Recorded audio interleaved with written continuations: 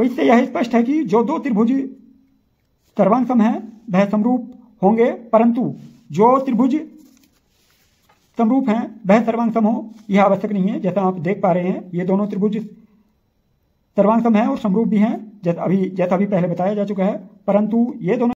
Hello दोस्तों, एक बार फिर हमारे YouTube channel reasonable study platform पर आपका स्वागत है। आज के इस वीडियो में हम जानेंगे सर्वांग सम और समरूपता में क्या अंतर होता है। तो आइए हम अपना वीडियो शुरू करते हैं।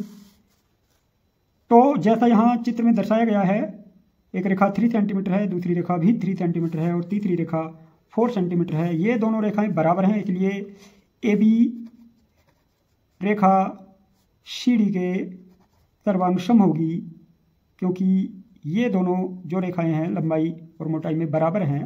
परंतु जो तीसरी रेखा ई एफ है वह मोटाई में तो बराबर है, परंतु उसकी जो लंबाई है 4 सेंटीमीटर है। तो अगर इन दोनों भुजाओं का अनुपात देखा जाए तो वो 3/4 है।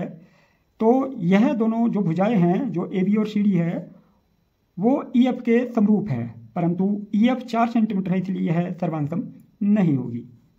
यहाँ पर दो वर्ग दिए हैं जिनकी भुजा 3 सेंटीमीटर और 3 सेंटीमीटर है। ये दोनों जो वर्ग हैं इनकी भुजा समान है, इसलिए दोनों वर्ग 3-3 सेंटीमीटर होने की वजह से ये सर्वांग सम है, क्योंकि एक वर्ग को अगर दूसरे वर्ग के ऊपर रख दिया जाए तो वो सर्वांग सम हो जाएगा, क्योंकि सर्वांग सम आकृतियाँ वे होती हैं जो एक दूसरे को पूर्ण रूप से ढक लेती हैं।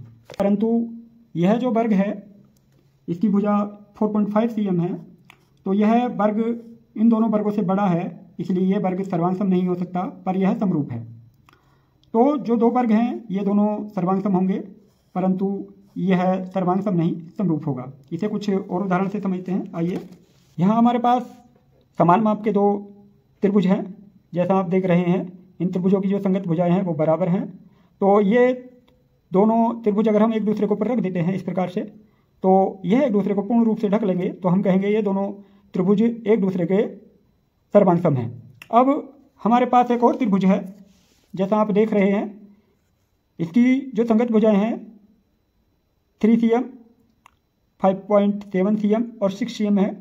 अगर हम इनका एक दूसरे को ऊपर रखते हैं तो ये एक दूसरे को पूर्ण रूप से नहीं ढकेंगे, तो इसलिए हम कहेंगे कि यह सर्वांग सम नहीं है, क्योंकि अगर सर्वांग सम होते तो एक दूसरे को पूर्ण रूप से ढक लेते। अब अगर ये सर्वांग सम नहीं है तो इन्हें त्रिभुजों की भुजाओं का अनुपात करके देखते हैं। जो छोटा त्रिभुज है उसकी भुजा 2 सेंटीमीटर है और बड़े त्रिभुज की भुजा 3 सेंटीमीटर है। इसी प्रकार 3.8 cm है और दूसरी जो है हमारी 5.7 cm है, और तीसरी भुजा 4 cm और 6 cm है।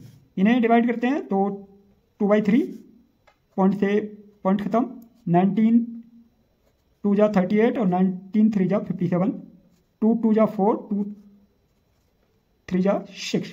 तो इनका जो 2/3 = 2/3 = 2/3। तो इस प्रकार इन दोनों त्रिभुजों की जो भुजाओं का अनुपात है वो बराबर आया है। तो इस प्रकार हम कह सकते हैं कि ये जो दोनों त्रिभुज हैं एक दूसरे के समरूप हैं।